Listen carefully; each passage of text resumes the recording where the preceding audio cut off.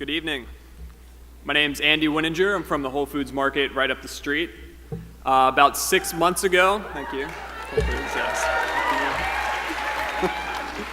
About 6 months ago, I had the honor of seeing our CEO speak here, Walter Robb, and one of the words that he used a lot, and one of the words that I'm sure you guys have heard a lot over the past couple of days, has been community.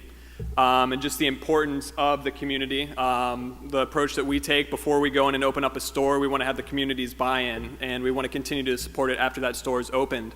And the newest foundation that we created is the Whole Cities Foundation, and the mission of that is to go into these areas where there's a food desert and they don't have access to healthy foods, and to go about correcting that.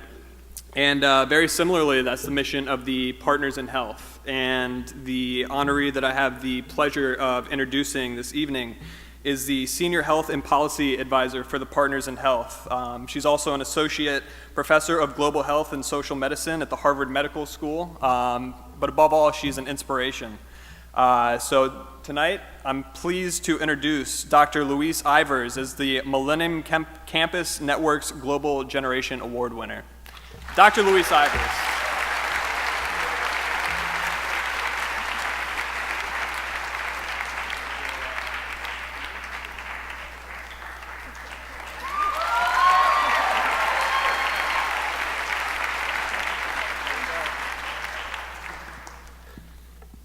Well, hi everyone. What an amazing lineup. And I think it's a lot more difficult to talk to a group of people who actually understand global health and development and than it is to talk about people who don't know about it. But I think if we look around this room, or even the people who've been on the stage, if we look in our homes, on the subway, it's really not that difficult for us to see the importance of women and girls in our lives. I mean, we are half the population. But we understand, we know the challenges that face women and girls globally are really major ones. And today is a day that was named as a special day to celebrate and to honor girls. And it's really in response to the difficulties that they face that we have to have that day. It's in response to inequity in education, inequity in land rights and land ownership, in response to rape culture, to child marriage, to the global issue of gender-based violence and female genital mutilation. We have to celebrate and value girls, and we have to celebrate a day that honors them and their place in the world and their importance in our lives and in society. We know that 1 in 4 girls in America do not finish high school, and that compared to their male peers, girls who do not graduate have higher rates of unemployment, they make significantly lower wages, and they're more likely to need to rely on public support for their families than their male counterparts. Our lives are inundated with negative media images of women and girls. It pervades our society. Globally, 1 in 9 girls are married before the age of 15, and often poverty is the underlying cause. Complications of early pregnancy and childbirth are the main cause of death of 15 to 19-year-old girls in many developing countries. Even viruses like Ebola virus that are dispassionate and really have no biological reason to be differentially affecting women appear to be doing so. My colleagues from Partners in Health, Dr. Paul Farmer, our Chief of Nursing, Sheila Davis, and many others are in West Africa right now. And what we hear from the Minister of Gender in Sierra Leone, for example, is that 70% of the cases of Ebola there have been amongst women and girls. Women and girls are the caretakers, they are the nurses, both informal and formal, they are the market ladies that cross the border to sell their produce, and they are much more vulnerable to exposure to infection because of those roles in society. But it's really critical for us to remember that we can do something about these problems. In fact, we can't afford not to do something.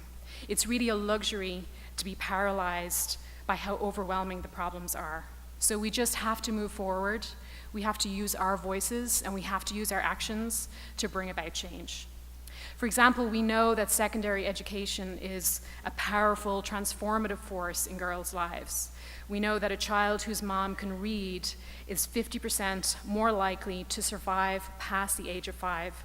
And we know that 1 year of schooling in a mother's life can decrease the chance that her child will die in infancy by 5 or 10%.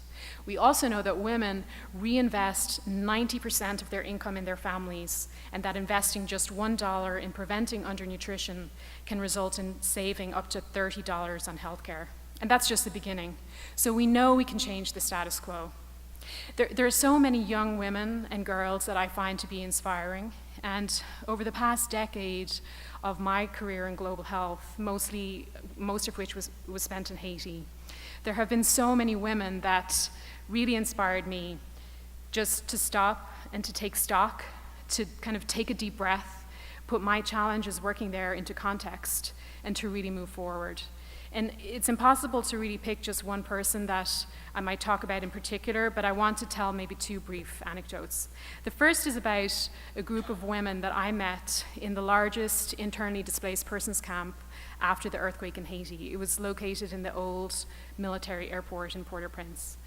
When my colleagues and I arrived there, a few days after the earthquake, we met with community leaders, and there were 25 men came to meet us under an old tent in the middle of the field.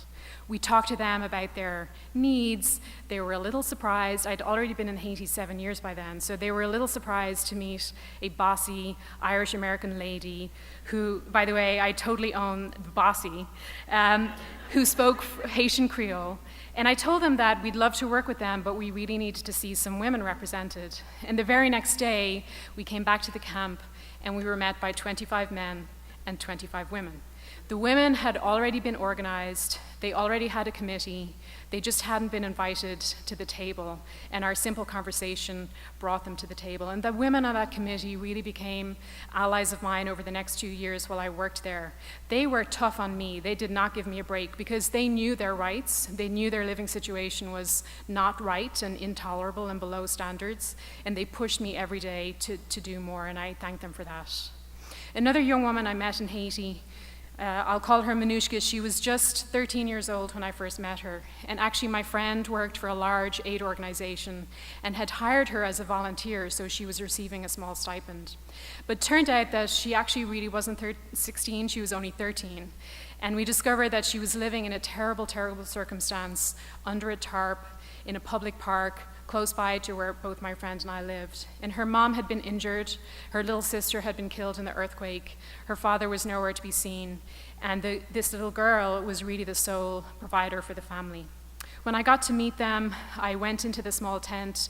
Her mom produced an x-ray which showed me that her leg was fractured. It had been fractured many months before during the earthquake, and unfortunately something that could have been fixed then quite easily had now become a very complicated medical situation where she needed a hip replacement, something that could not be done in Haiti. Manushka was so resilient and so pleasant and so positive during this whole time. She worked with us through all the finding of lost papers, gathering of passports, and ultimately she came with her mom when we were able to get her humanitarian visa to come to the US to have her hip replaced. And Manushka is still here now. She's thriving in high school, she's become fluent in English, and she's hoping to be a nurse. So she's a young woman who just finds so inspiring despite her difficult circumstances. And since most of you are leaders and are engaged in this work, I want to just wrap up by offering a few words of wisdom based on my years and age compared to the youth. So when we think about gender and women and girls, it's not that everyone has to have a project that's focused on women or women's health or a girls project, but everyone in global health and development has to stop and take the time to look at their particular area of expertise and their particular focus through the lens of gender. So how is your food security project addressing the special needs of women and girls?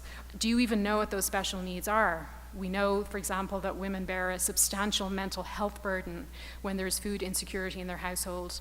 And we know that poor women who have poor access to food in the US are much more likely to be obese than their male counterparts. Is your water and sanitation project really listening to the needs of women and girls in the community, or are you just responding to what you think they might need? I think it's important to always look through that lens.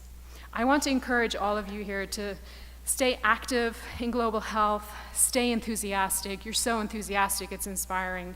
Stay driven and don't give up. Don't get discouraged by people that tell you your idea will never work. But listen to those people, listen to their concerns, dissect their critique, figure out how you can use it to make your project better and come back and change their minds the next time. Form partnerships. You cannot do things alone. And if you spend most of your time in a resource-rich environment, you can quickly lose touch with the realities that are facing people living with poverty and living with ill health. So you have to stay connected. You can quickly become colonialist or patronizing in your approach. And at the same time, if you're living closely in proximity to these problems, to poverty and despair, then you may not have rapid access to information, you may not have access to a network of people or even good cell phone service. You have to partner together, find collaborations from each of those environments that's going to work. In Haiti, we work side by side with our colleagues, our Haitian sister organization, Zami La Santé, and have done that well for decades and been very successful. In countries where governments have been chronically under-resourced, partner with them where you can, partner with the public sector. If you do this, you're building the system. You're not just making an isolated project. Service and charity work are excellent, but don't forget about policy. Be engaged in policy, be engaged in advocacy. Leverage your experience on the front lines into changes in policy and make your experience and your voice be heard, be engaged in advocacy. And finally, I've been so inspired by hearing you talk today, meeting many of you. It's just unbelievable. I want you to know that your work is very meaningful. It certainly adds value. The work you're doing is contributing every day to better community, better university, better colleges, and to a better world. Don't listen to any naysayers that ever tell you or think that you are too idealistic, because really, there is no such thing. Thank you very much.